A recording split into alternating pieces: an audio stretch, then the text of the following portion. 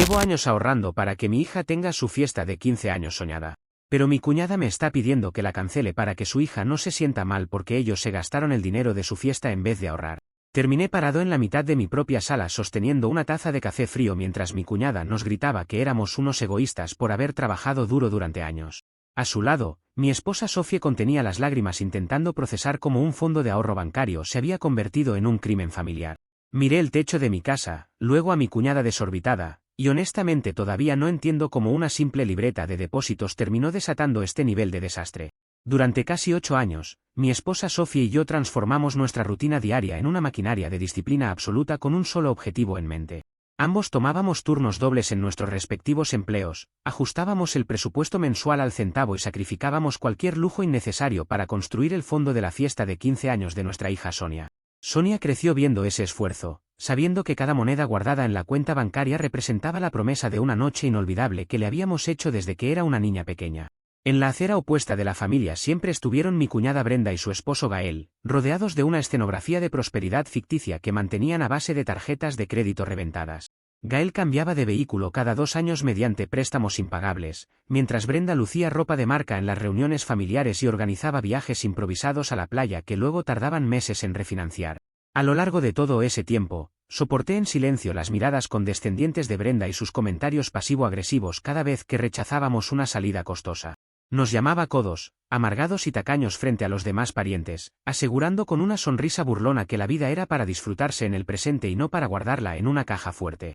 Yo prefería aplicar una política de frialdad absoluta, limitándome a sentir sin engancharme en sus discusiones ni justificar nuestras decisiones financieras. Sofía a veces se sentía lastimada por sus indirectas en las cenas familiares, pero yo siempre le recordaba en voz baja que el tiempo pondría cada cosa en su lugar sin necesidad de armar un drama. Mi estrategia siempre fue la misma: observar, no hacer ruido y dejar que las acciones de cada quien hablaran por sí solas con el paso de los años. El verdadero problema comenzó cuando la hija de ellos, mi sobrina Laura, cumplió 15 años hace unos meses y la realidad los golpeó de frente. Brenda y Gael descubrieron que los bancos ya no les otorgaban más crédito y simplemente se acercaron a Laura para decirle que no había un solo peso para celebrar su fiesta. La joven tuvo que conformarse con una pizza familiar en su sala, viendo cómo sus padres se echaban la culpa mutuamente por la falta de dinero. Sin embargo, en lugar de asumir su irresponsabilidad o aprender la lección, Brenda volcó toda su amargura hacia nuestro hogar en cuanto vio que los preparativos para el evento de Sonia comenzaban a concretarse. Lejos de sentir vergüenza por su desastre económico, Brenda adoptó una postura de indignada moral, sugiriendo en las reuniones que era una falta de respeto celebrar a Sonia cuando Laura no había tenido nada. Las semanas siguientes se convirtieron en un despliegue constante de victimización por parte de mi cuñada. Brenda comenzó a enviar mensajes indirectos al grupo de la familia, afirmando que los verdaderos valores familiares residían en la modestia y que gastar en grandes eventos era una muestra de vanidad vacía. Yo leía cada uno de esos textos desde mi teléfono, guardaba capturas de pantalla en una carpeta organizada en mi computadora y no respondía una sola palabra. Sofía intentaba mantener la diplomacia explicándole que este era el fruto de años de privaciones, pero Brenda solo escalaba su tono de superioridad moral. Para ella, el hecho de que nosotros tuviéramos liquidez mientras ellos estaban ahogados en deudas era una injusticia deliberada que la familia no debía tolerar. La tensión acumulada detonó la tarde en que Brenda se presentó en nuestra casa sin avisar, golpeando la puerta principal con una urgencia ridícula. Entró a la sala con el rostro desencajado, y sin siquiera saludarnos, lanzó su ultimátum exigiendo que canceláramos la fiesta de Sonia inmediatamente. Sostuvo con total desfachatez que continuar con los planes sería un acto de crueldad premeditado para humillar públicamente a Laura frente a toda la dinastía familiar. Propuso que, si realmente nos importaba la paz de la familia, debíamos reducir todo a una cena modesta en la cocina y donar el dinero sobrante o guardarlo en silencio. Escuché su discurso delirante con los brazos cruzados, notando cómo su voz subía de tono mientras intentaba disfrazar su envidia con una supuesta preocupación pedagógica por las adolescentes. Sofía se quedó helada en el sillón, con la voz entrecortada al ver cómo esa mujer pretendía pisotear el esfuerzo de casi una década de trabajo duro. Brenda continuó gritando que los padres de verdad enseñaban humildad y no ostentación, acusándonos de estar creando una competencia destructiva entre las primas. En ese instante vi a mi esposa al borde de las lágrimas por la impotencia de la situación y entendí que cualquier intento de diplomacia madura había llegado a su fin. No alcé la voz, no hice gestos de enojo ni me puse a debatir los puntos de su lógica torcida. Simplemente caminé hacia el centro de la sala, me paré entre ella y Sofía, y tomé la mano de mi esposa para transmitirle tranquilidad. Miré a Brenda fijamente a los ojos durante 5 segundos enteros de silencio absoluto, dejando que la tensión del aire hiciera su trabajo. Le dije con una voz helada y pausada que su incapacidad para administrar su propio hogar no constituía una emergencia para el nuestro. Le señalé la puerta de salida sin perder la compostura, advirtiéndole que no volviera a cruzar ese umbral para pedir sacrificios sobre un dinero que no le pertenecía. Brenda abrió la boca intentando lanzar otro ataque de indignación, pero la firmeza estricta de mi mirada la hizo dar un paso hacia atrás de manera instintiva. Se retiró echando chispas y azotando la puerta de la calle, prometiendo que esto no se iba a quedar así. En cuanto el ruido de su auto se alejó, no perdí un solo segundo en lamentarme ni en analizar sus palabras destructivas. Tomé las llaves de mi vehículo, le pedí a Sofie que se lavara la cara y nos fuimos directo a la oficina del salón de banquetes y con los proveedores principales. Me reuní con el administrador del local y con la banquetera para revisar cada una de las cláusulas de los contratos que habíamos firmado meses atrás. Les expliqué que existía un conflicto familiar severo y exigí la implementación inmediata de candados de seguridad estrictos en nuestras cuentas. Dejé registrado por escrito que solo mi esposa y yo podíamos hacer modificaciones, cancelaciones o consultas, estableciendo una clave verbal alfanumérica secreta para cualquier trámite telefónico. Los encargados del evento tomaron nota de todo, sorprendidos por la frialdad con la que blindé legalmente cada detalle del servicio. También regresé a casa a revisar las cámaras de seguridad del exterior para asegurarme de que la visita de Brenda quedara grabada en nuestros servidores por cualquier eventualidad. Le pedí a Sofie que no respondiera llamadas ni mensajes de ningún pariente que intentara interceder en nombre de la supuesta armonía familiar. Tenía perfectamente claro que Brenda no se iba a quedar de brazos cruzados, pero mi plan ya estaba en marcha y no pensaba dejar un solo cabo suelto. Me fui a dormir esa noche sabiendo que la tormenta apenas comenzaba, preparado para responder a cada ataque con hechos consumados y pruebas irrefutables. Comentarios de la historia principal. Usuario Anónimo 1 dice, es fascinante cómo funciona la cabeza de la gente endeudada. Ahora resulta que antes de abrir una cuenta de ahorro para tus propios hijos tienes que pedirle permiso a la cuñada para no herir sus sentimientos financieros. Vaya nivel de desfachatez pedir que cancelen años de trabajo ajeno. Respuesta de OP. Los comprobantes de depósito bancario de nuestro fondo de ahorro no se ajustan a las vacaciones a crédito de los demás. Ahorramos durante 8 años trabajando turnos dobles, así que no voy a pedir disculpas por tener liquidez frente a personas que prefieren vender humo. Usuario Anónimo 2 dice, me pasó exactamente lo mismo con una tía cuando mi hermano se graduó. Exigió que suspendiéramos su viaje porque su hijo había reprobado el año y se iba a sentir excluido si nos veía celebrar. Esa clase de parientes parásitos solo quieren que todos se arrastren en su mismo fango. Respuesta de OP, es una plaga bastante común en las familias. La gente que no sabe construir pretende que los demás destruyan lo suyo para no sentirse inferiores, pero poner un muro de piedra desde el primer día es la única medicina efectiva contra esa cara dura. Actualización 1. Ha pasado 2 semanas desde la última actualización. Todo iba bien hasta que recibí una llamada urgente en mi teléfono celular por parte del administrador principal del salón de banquetes. El hombre sonaba francamente preocupado y me pidió que le confirmara si habíamos tenido algún problema grave de último momento con la organización. Me contó que 10 minutos antes había recibido una llamada de una mujer que afirmaba ser mi esposa Sofie, solicitando la cancelación inmediata de la reserva y el reembolso total del anticipo a una cuenta bancaria distinta.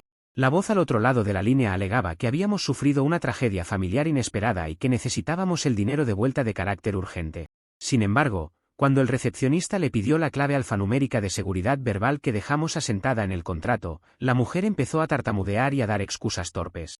Al sentirse completamente acorralada por el protocolo de verificación, la impostora se puso nerviosa, comenzó a insultar al empleado por teléfono y le colgó abruptamente sin dar más detalles. Escuché el relato del administrador con una calma absoluta mientras tomaba notas precisas de la hora exacta de la llamada y el número telefónico que quedó registrado en su conmutador. Le agradecí al encargado por su profesionalismo, le confirmé que la fiesta seguía en marcha exactamente como estaba planeada y le solicité que me enviara la grabación del sistema de conmutador a mi correo electrónico. Tenía en mis manos la prueba irrefutable de un intento de sabotaje financiero y suplantación de identidad ejecutado de la forma más mediocre posible. Al verse descubierta y frustrada en su intento clandestino de robar nuestro anticipo, Brenda decidió cambiar radicalmente de estrategia antes de que yo hiciera el primer movimiento. Esa misma noche creó un grupo masivo en WhatsApp donde incluyó a tíos, primos, abuelos y hasta parientes lejanos con los que no hablábamos desde hacía años. Redactó un texto kilométrico acusándonos a Sofie y a mí de ser unos presumidos sin corazón, afirmando que nos burlábamos del dolor económico de su hogar. Cerró su comunicado exigiendo un boicot generalizado a la fiesta de Sonia, pidiendo a todos los parientes que se negaran a asistir a menos que incluyéramos a Laura como festejada principal y compartiéramos el pastel en partes iguales. Varios tíos confundidos comenzaron a enviar mensajes al grupo preguntando qué estaba pasando, mientras Sofie recibía notificaciones sin parar en su teléfono. Mi esposa se puso visiblemente nerviosa al ver el nivel de exposición mediática que Brenda estaba generando en el entorno familiar, pero le pedí que me dejara el control total del chat. No me enganché en discusiones viscerales, no usé adjetivos descalificativos ni escribí párrafos emotivos defendiendo mi honorabilidad como padre. Mi método como estratega silencioso siempre ha sido dejar que el oponente se exponga solo antes de soltar la carga de evidencia real. Esperé pacientemente a que Brenda terminara de soltar todo su veneno y que los parientes más dramáticos le mostraran su apoyo inicial en la conversación. Cuando el chat se llenó de comentarios sobre la supuesta falta de solidaridad de nuestra parte, preparé el archivo definitivo en mi computadora. Descargué el audio original de la llamada telefónica que me envió el administrador del salón y redacté un mensaje frío, directo y puramente técnico. Subí la grabación al grupo de WhatsApp acompañada de un desglose financiero comparativo extremadamente detallado. En una columna listé nuestras horas de trabajo, los turnos dobles de Sofía y las aportaciones mensuales exactas a la cuenta de ahorro durante los últimos 8 años. En la columna de al lado, detallé con fechas precisas las publicaciones de redes sociales de Brenda mostrando sus viajes a la playa a crédito y sus compras impulsivas de ropa cara durante el mismo periodo. Añadí una breve nota al pie del mensaje indicando que la mujer que intentaba cancelar la fiesta de una quinceañera haciéndose pasar por mi esposa era la misma que hoy predicaba moralidad en el chat.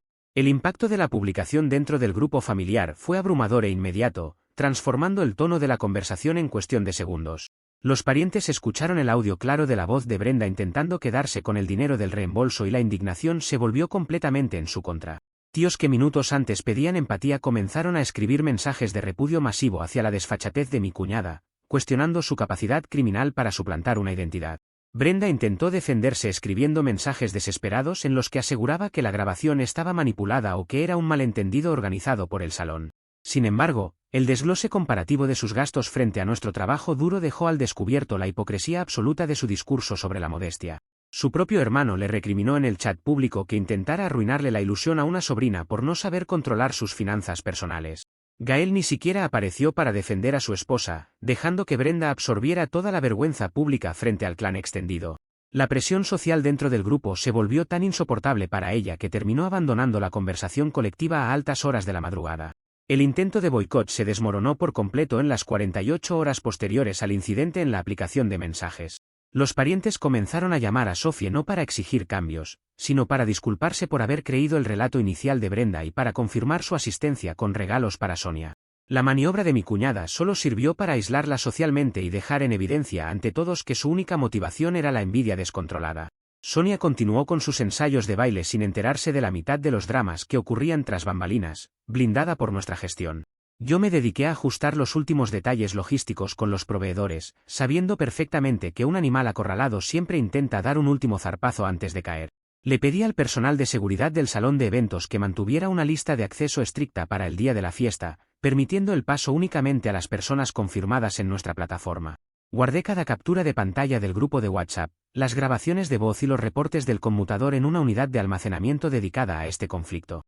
Sofía recuperó la tranquilidad al ver cómo la verdad había salido a la luz sin necesidad de caer en gritos ni en pleitos callejeros. Brenda pasó los días siguientes recluida en su casa, sin salir a la calle y con el repudio silencioso de la mayoría de sus parientes. Tenía la certeza de que su orgullo herido no soportaría ver las fotos del evento, pero estaba preparado para contener cualquier intento desesperado de llamar la atención. Comentarios de la actualización 1. Usuario anónimo 1 dice, es ridículo el nivel de improvisación criminal de la cuñada. Intentar cancelar un evento por teléfono haciéndose pasar por otra persona y tropezar con una simple clave alfanumérica parece sacado de una comedia barata. Hasta para ser malvada hay que tener un mínimo de astucia. Respuesta de OP. Cuando el recepcionista le pidió el código alfanumérico que dejamos asentado en el contrato, la mujer no supo qué responder y empezó a balbucear. Su desesperación era tan grande que ni siquiera pensó en la logística básica de una empresa profesional de eventos. Usuario anónimo 2 dice, apuesto lo que sea a que el cuñado Gael estaba sentado al lado del teléfono pasándole los datos falsos a Brenda mientras hablaban al salón. No hay forma de que ella actuara sola sin que el esposo supiera exactamente lo que estaban intentando hacer con el dinero. Respuesta de OP. Ambos esposos son exactamente igual de cómplices en el desastre financiero que armaron en su hogar. Él prefirió esconderse cuando la bomba explotó en el grupo de WhatsApp, pero la responsabilidad del quebranto económico y del intento de sabotaje pertenece a los dos por igual. Actualización 2. Ha pasado un mes desde la última actualización. Todo iba bien hasta que dio inicio la recepción formal en el salón de banquetes para celebrar los 15 años de mi hija Sonia.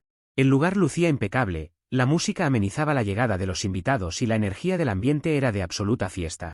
Horas antes de comenzar el evento, nos enteramos por medio de unos primos que Brenda le había prohibido estrictamente la salida a nuestra sobrina Laura, dejándola encerrada en su casa para evitar que asistiera. Sin embargo, Laura demostró una determinación increíble, y con la ayuda cómplice de sus primos mayores, logró salir por la ventana trasera para llegar al salón a tiempo. Sonia recibió a su prima con un abrazo enorme en la entrada, prestándole un vestido de repuesto que teníamos preparado justamente para esa posibilidad. Llegó el momento cumbre de la noche y el maestro de ceremonias anunció por los altavoces el inicio del vals principal de la festejada. Sonia y yo caminamos hacia la pista central bajo las luces doradas, rodeados por los aplausos de toda la familia y amigos reunidos. Justo cuando comenzaban a sonar las primeras notas melódicas de la canción, se escuchó un estruendo seco en el acceso principal del establecimiento. Brenda había burlado la entrada aprovechando el momento en que los meseros ingresaban carritos de servicio, irrumpiendo en el recinto completamente fuera de sí. Tenía la mirada desorbitada, el rostro rojo de rabia y caminaba a paso firme directamente hacia el centro de la pista de baile gritando insultos grotescos a viva voz. Los invitados se quedaron congelados en sus asientos, sin entender si el espectáculo era parte del show o una emergencia real. Brenda cruzó el pasillo principal soltando alaridos contra Sophie y contra mí, acusándonos de ser unos ladrones de hijas y de arruinar la moral de su familia. En su trayecto acelerado hacia la pista, pasó junto a la mesa principal de postres donde se exhibía el pastel artesanal de 3 pisos que habíamos encargado con meses de anticipación. Llevada por un impulso ciego de destrucción pura, empujó la mesa de madera con todo el peso de su cuerpo, haciendo que la estructura colapsara estrepitosamente. El pastel completo cayó al suelo de mármol, convirtiéndose en una masa deforme de fondant y crema esparcida por todo el piso. Sin detenerse a mirar el desastre que acababa de provocar, Brenda avanzó hacia el grupo de jóvenes donde se encontraba su hija presenciando el vals. Agarró a Laura violentamente del brazo, intentando sacarla a jalones del salón mientras la chica lloraba pidiéndole que la dejara en paz. Sonia dio un paso hacia atrás asustada por la agresividad repentina de su tía, pero yo reaccioné con la rapidez que da la previsión. Caminé a pasos agigantados, me interpuse físicamente entre Brenda y mi sobrina, usando mi propio cuerpo como un escudo firme para bloquearle el paso. Le sujeté el brazo con firmeza sin ejercer violencia desmedida, zafando el agarre sofocante que mantenía sobre la muñeca de la joven. En ese instante, el protocolo de contingencia que dejé coordinado semanas atrás con la gerencia del local comenzó a ejecutarse con precisión cronométrica. Los guardias de seguridad del salón bloquearon de inmediato los accesos principales para evitar que Gael o cualquier otro acompañante ingresara a reforzar el caos. Mientras yo mantenía a Brenda contenida a una distancia segura de las adolescentes, la patrulla policial previamente alertada llegó al establecimiento en cuestión de minutos. Los oficiales ingresaron al recinto con las linternas encendidas, encontrándose a mi cuñada fuera de control, gritando profanidades y pisoteando los restos del pastel sobre el piso. Los agentes de policía no dudaron un segundo al evaluar la situación de alteración grave del orden público y agresiones físicas a una menor. Procedieron a colocarle los ganchos de seguridad en las muñecas a Brenda ante la mirada atónita de todos los invitados que grababan la escena con sus teléfonos móviles. Brenda pataleaba y gritaba que ella era la víctima de una conspiración familiar, pero los oficiales la escoltaron hacia el exterior de la propiedad sin contemplaciones. Me aseguré de acompañar a los policías hasta la patrulla para firmar la denuncia formal por violación de morada, agresión y daños materiales a la propiedad privada. Una vez que la patrulla se retiró con la detenida a bordo, regresé al interior del salón para tomar el control de la situación con calma ejecutiva. Me acerqué directamente a la cabina de control de la gerencia para solicitar la extracción inmediata de los archivos de vídeo. La gerencia me entregó una copia de respaldo en un dispositivo USB con todas las grabaciones en alta definición capturadas por las cámaras de seguridad. En las tomas se apreciaba con perfecta claridad el momento exacto en que Brenda empujaba la mesa de postres y la forma en que agredía a su propia hija. Le pedí al equipo de limpieza que recogiera el desastre de la pista mientras la banda de música reanudaba el ambiente festivo para los jóvenes. Laura estaba temblando en una de las mesas secundarias, aterrorizada ante la idea de regresar a su casa esa misma noche después del escándalo provocado por su madre. Sophie se sentó a su lado para abrazarla y asegurarle que no la dejaríamos sola en medio de semejante pesadilla familiar. Hablé con los primos que la habían traído para coordinar que la chica se quedara a dormir en nuestro hogar bajo nuestra supervisión directa durante el fin de semana. Sonia y Laura terminaron bailando el resto de la noche con sus amigos, transformando una experiencia traumática en una muestra de apoyo incondicional. La fiesta concluyó a altas horas de la madrugada con un ambiente de camaradería que ningún acto vandálico pudo destruir. Antes de irme a dormir esa noche, organicé los archivos en mi computadora personal, creando un expediente completo titulado con la fecha del incidente. Incluí los vídeos HD del salón, los testimonios firmados por el personal de meseros y la copia del acta expedida por los oficiales de policía. Tenía perfectamente claro que Brenda intentaría victimizarse a la mañana siguiente aduciendo un ataque de nervios o una provocación nuestra. Sin embargo, la evidencia en vídeo era aplastante y las facturas del salón por los destrozos causados comenzaban a sumar cifras bastante serias. Me acosté sabiendo que la locura de mi cuñada había cruzado la línea de lo legal y que las consecuencias penales no se harían esperar. Comentarios de la actualización 2. Usuario anónimo 1 dice, honestamente esto suena tan ridículo que parece mentira. Me cuesta creer que una persona adulta sea tan destructiva y poco madura como para entrar a un salón de eventos a estrellar un pastel de 3 pisos contra el suelo en medio de un vals de quinceañera. Respuesta de OP. Tengo en mi poder el presupuesto formal de reposición firmado por la empresa repostera y el informe técnico presentado ante las autoridades policiales. El costo del fondant artesanal importado y la estructura metálica destruida quedó asentado en la denuncia por daños a la propiedad privada. Usuario anónimo 2 dice, la sobrina Laura es la verdadera heroína rebelde de toda esta historia. Escaparse por la ventana con ayuda de los primos para apoyar a Sonia a pesar de las amenazas de su madre requiere una valentía enorme para su edad. Respuesta de OP. Laura demostró una madurez tremenda esa noche al defender su derecho a estar presente. Los jóvenes no tienen la culpa del desquiciamiento ni de las frustraciones acumuladas de sus padres, y en nuestro hogar siempre va a encontrar un refugio seguro. Actualización 3. Ha pasado 3 meses desde la última actualización. Todo iba bien hasta que el sistema bancario y los arrendadores comerciales finalmente acorralaron financieramente a Brenda y Gael en un callejón sin salida. Tras meses de impagos acumulados, la financiera ejecutó la orden de embargo sobre su vehículo familiar, dejándolos a pie de la noche a la mañana. 2 semanas después, el propietario de la casa donde rentaban les notificó una demanda inminente de desalojo por acumular casi medio año de rentas vencidas. El ambiente dentro de ese hogar se volvió un infierno insostenible, lleno de gritos diarios, reclamos de deudas e imputaciones mutuas de fracaso entre mi cuñada y su esposo. Laura soportó durante semanas el clima hostil de su casa, donde la culpaban indirectamente de ser la causa del arresto de su madre en la fiesta. Una tarde de domingo, harta de los maltratos psicológicos y de las amenazas constantes de encerrarla de nuevo, la joven empacó su ropa en una mochila. Salió en silencio de la propiedad, caminó varios kilómetros hasta llegar a nuestra puerta y nos pidió refugio entre lágrimas desesperadas. Sofía la hizo pasar de inmediato, le sirvió una cena caliente y la acomodó en la habitación de huéspedes junto a Sonia. Ambas adolescentes se abrazaron aliviadas mientras yo me sentaba en el estudio a revisar el panorama legal con cabeza fría. La reacción de Brenda al enterarse de que su hija estaba bajo nuestro techo fue una explosión de rabia sin precedentes morales. Se presentó en las inmediaciones de nuestro vecindario dando gritos desde la acera y amenazándome con ponerme una demanda penal por sustracción de menores. Aseguraba por teléfono a cuanto familiar la escuchara que yo me había robado a su hija para consumar una venganza maquiavélica por rencillas pasadas. Decía que la policía vendría a arrestarme por secuestro y que se encargaría de ver que me pudriera en la cárcel junto con mi esposa. Escuché sus desvaríos por el altavoz del teléfono sin inmutarme, tomando notas de cada amenaza vertida contra la estabilidad de mi hogar. Lejos de intimidarme por sus aspavientos legales, tomé mi carpeta de pruebas y me fui a reunir directamente con mi abogado penalista de confianza. Le presenté las actas de arresto policial del salón de eventos, las copias en alta definición de los destrozos del pastel y los testimonios de los invitados. También le mostré los mensajes de texto que Laura guardaba en su teléfono donde sus padres la amenazaban con no darle de comer por desobedecerlos. Mi abogado sonrió con frialdad al ver el nivel de documentación que yo había acumulado como estratega silencioso durante todo este proceso. Nos presentamos de inmediato ante la fiscalía correspondiente para radicar la contestación formal y presentar una solicitud de medidas de protección urgentes. Cuando la fiscalía citó a las partes a una audiencia preliminar para evaluar la supuesta denuncia por sustracción de menores, Brenda llegó acompañada de un defensor público asignado de oficio. Mi cuñada intentó armar un melodrama frente al fiscal, afirmando que su hija había sido manipulada por nuestros recursos económicos para abandonar el seno paterno. Sin embargo, mi abogado tomó la palabra con calma absoluta y colocó sobre la mesa la pantalla con los vídeos HD del incidente violento de la fiesta.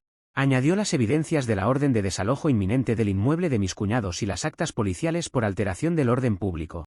Para rematar la posición de la defensa, la propia menor Laura pidió declarar a solas en la oficina del fiscal encargado del caso. Con una firmeza que sorprendió a las autoridades, la joven relató la violencia física vivida la noche del vals y la precariedad habitacional extrema a la que estaba expuesta. Declaró bajo protesta de decir verdad que no deseaba regresar a un hogar donde no había alimentos básicos ni tranquilidad para estudiar. Al revisar la contundencia de las pruebas documentales y notar que la propia hija testificaría en su contra, el defensor público de Brenda se puso pálido. Durante un receso en el pasillo del juzgado, el abogado de oficio llamó a Brenda a un rincón para hablar con ella en un tono bastante severo. Le advirtió sin rodeos que, si insistía en continuar con la demanda por sustracción de menores, el fiscal abriría de inmediato un expediente en su contra por violencia intrafamiliar y abandono. Le explicó que las pruebas presentadas por mi parte eran abrumadoras y que el juez podía ordenar su prisión preventiva por los antecedentes del salón de eventos. El defensor le sugirió tajantemente que retirara cualquier reclamo legal si no quería terminar la noche durmiendo en una celda de la prisión estatal. Brenda escuchó las palabras de su propio defensor con los ojos desorbitados por el impacto de la realidad que acababa de golpearla en el rostro. Entendió que su estrategia de victimización moral se había estrellado de frente contra un sistema judicial que solo atiende a evidencias concretas. Regresó a la sala de audiencias visiblemente empequeñecida, con la cabeza agachada y con una actitud completamente sumisa frente al fiscal. Firmó la retirada de todos los cargos por sustracción de menores sin atreverse a mirarme a los ojos ni un solo segundo. La trampa legal que intentó tenderme se había cerrado sobre su propio cuello por su falta de previsión elemental. El fiscal firmó una medida cautelar provisional de custodia tutorada a favor de mi esposa y mío para salvaguardar el bienestar físico y emocional de Laura. Salimos del juzgado con la resolución oficial firmada por el juez, garantizando que mi sobrina pudiera vivir bajo nuestro techo sin acoso. Brenda caminó hacia la salida del recinto judicial completamente sola, abandonada por su propio abogado que no quiso perder más tiempo con ella. Gael esperó a su esposa en la calle sentado en una banqueta, luciendo el aspecto de un hombre absolutamente derrotado por sus propias decisiones. Regresamos a casa a darle la noticia a las dos adolescentes, quienes celebraron la resolución judicial con lágrimas de puro alivio. Comentarios de la actualización 3. Usuario anónimo 1 dice, ¿alguien sabe si el abogado de oficio de la cuñada le cobró la consulta antes de mandarla a callar en el pasillo? Es hilarante ver cómo amenazaba con demandas penales por secuestro y terminó saliendo del juzgado con la cabeza agachada para no ir a la cárcel.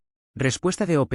El defensor de oficio asignado por el Estado le rechazó el caso en cuanto vio las grabaciones en alta definición de la fiesta. Mi cuñada no tenía ni para cubrir los honorarios de un litigante privado, así que tuvo que escuchar la lección de derecho gratis de su propio abogado. Usuario anónimo 2 dice, deberían formalizar la guarda y custodia legal definitiva de la sobrina cuanto antes para evitar que esos padres vuelvan a intentar cualquier reclamo absurdo cuando consigan dinero. No hay que dejar cabos sueltos con parientes así. Respuesta de OP. La demanda de custodia tutorada permanente ya está radicada en el juzgado de familia con el respaldo del informe de la Fiscalía. La protección del hogar no se ejecuta con discursos ni con buenas intenciones, sino con papeles firmados por los jueces correspondientes. Actualización 4. Ha pasado 6 meses desde la última actualización.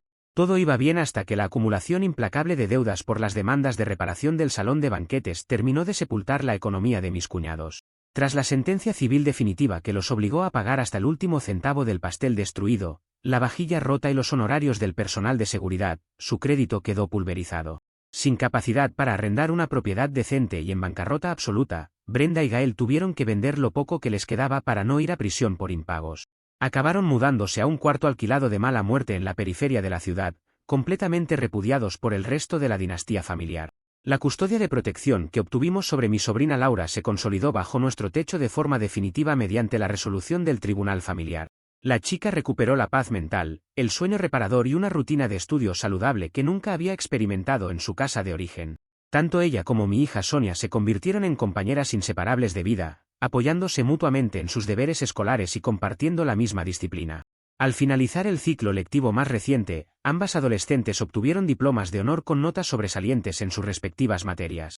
El fin de semana pasado organizamos una cena en nuestra casa para celebrar los logros académicos de ambas chicas junto a los parientes más cercanos del clan. La atmósfera dentro de nuestra sala era de absoluta armonía, risas sinceras y una tranquilidad que se respiraba en cada rincón del hogar.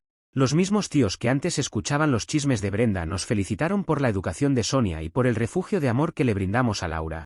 Mientras la cena transcurría en paz, recibí una notificación judicial informándome sobre el primer depósito de la cuota mensual de reparación que el juzgado le embarga directamente al sueldo miserable de Brenda para pagar el pastel roto.